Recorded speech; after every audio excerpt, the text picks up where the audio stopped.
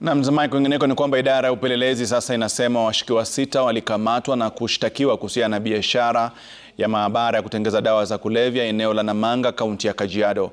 Taarifa idara ya DCI ikisema operesheni hiyo ilifanywa mwaka jana, huku miongoni mwa waliokamatwa wakiwa raia mmoja wa Mexico, 2 wa Nigeria na Wakenya 3. Gate Njoroge na taarifa zaidi. Kufuatia taarifa kutoka kwa idara ya serikali nchini Marekani kuhusu utengenezaji wa dawa za kulevya duniani, ambapo Kenya ilitajwa kama mojawapo wa maeneo ambapo biashara hiyo haramu imeanza kuchipuka,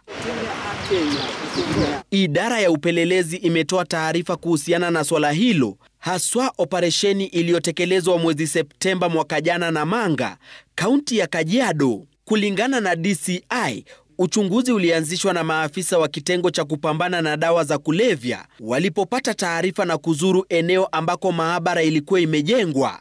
Hapa walipata vifaa muhimu ikiwemo kemikali, michoro ya namna ya kuchanganya kemikali, simu ya raia wa Mexico, miongoni mwa vifaa vingine. Mshukiwa wa kwanza, Betty Mukami, alikamatwa eneo la Ruiru tarehe 16 Septemba. Inaaminika Mukami ndiye aliwasaidia kupata ardhi hiyo na kununua kemikali na vifaa vingine. Mshukiwa huyo alikuwa akifanya kazi na raia 2 wa Nigeria, Aguo Ojukwa na Aguo Oguba, wanaosemekana kuwa ndugu.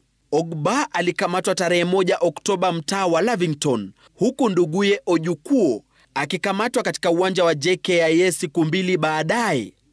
Ojukuo anaaminika kuwa ndiye mwanzilishi mkuu wa maabara hiyo na ambaye alikuwa amewaleta raia 3 wa Mexico kusaidia kutengeneza dawa za kulevya kulingana na uweledi wao katika sekta hiyo. Alvarado Israel Vera, raia wa Mexico, alikuwa mshukiwa wa 4 kukamatwa katika uwanja wa JKIA akijaribu kutoroka nchini.